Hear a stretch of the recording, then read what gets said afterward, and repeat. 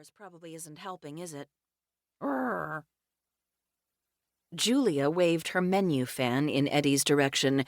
"Deepest apologies for the weather, Sir Edward," she said in an upper-crust English accent. "I take full responsibility." He heaved a deep sigh, and his body went even flatter, something I wouldn't have thought possible. "Want to bet on how many people show up at this stop?" I asked. The movement of Julia's fan slowed as she considered. "Twice as many as the last one." More math? The woman was cruel. No one showed up.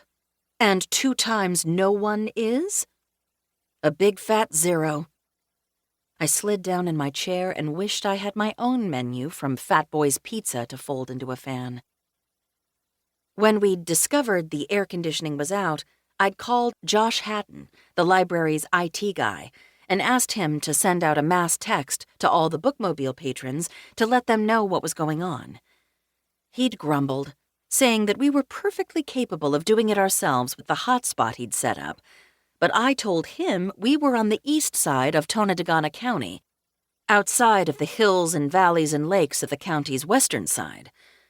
Although we were in the county's flatlands, it was also sparsely populated, so telecommunications were routinely inconsistent and spotty.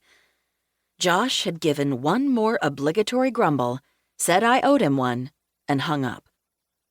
The end result was Julia and Eddie and I sitting in the gravel parking lot of a small white clapboard church, waiting for a breeze that wasn't coming. "Just like Godot," I muttered, but not very loudly, because otherwise Julia would have started quoting the play, and I'd never once been able to sit through a production of Samuel Beckett's most famous work without falling asleep. It was, without a doubt, a character flaw, but so far it was one I'd managed to hide from my coworker, and I hoped to continue to hide it ad infinitum, which was undoubtedly another character flaw. "Snow," Julia said weakly. "Remember snow? A bare 5 months ago this land was covered in a bleak blanket of white. Damp cold pierced our bones, and we longed for spring, for summer. And now?" She sighed. "Oh, the trickery of a wish granted." I expended some energy to turn my head. She didn't look like she was quoting from something, but it could be hard to tell. "Was that you or a character?" I asked. "No idea." She flapped the fan in her face. "Too hot to remember." I slid down in the folding chair so far that my chin was almost touching my chest. Sighing, I wondered how much of the scheduled stop time was left. Once we got back inside, battened down the hatches, and got rolling, at least we'd have some breeze from the open windows. My phone was in the pocket of my cropped pants, which were made marginally professional because I always wore a belt. I thought about pulling it out to see what time it was, but didn't want to risk working up a sweat. If I started sweating, it would be hard to stop. Soon, the only thing left of me would be a puddle of perspiration, and who would be left to drive the bookmobile back to Chilson?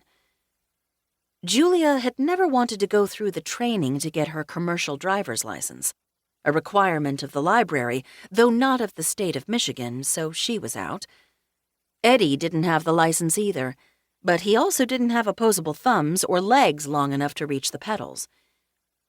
I closed my eyes, smiling at the image of Eddie driving the bookmobile. If he could, he surely would, because rules and regulations, whether state, federal, local, library, or mine, didn't mean much to a cat.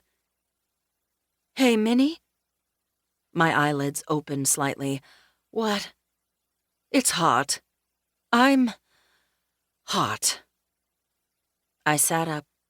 Julia, the indefatigable and indomitable perpetual optimist, the instigator of many a "Minnie, pull up your big girl panties and do what you need to do" conversation, sounded different.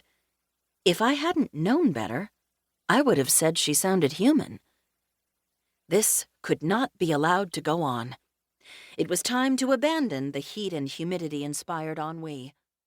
and I knew To keep listening to this audiobook, I've left you a link in the description so you can do it, at no cost thanks to Audible's 30-day free trial.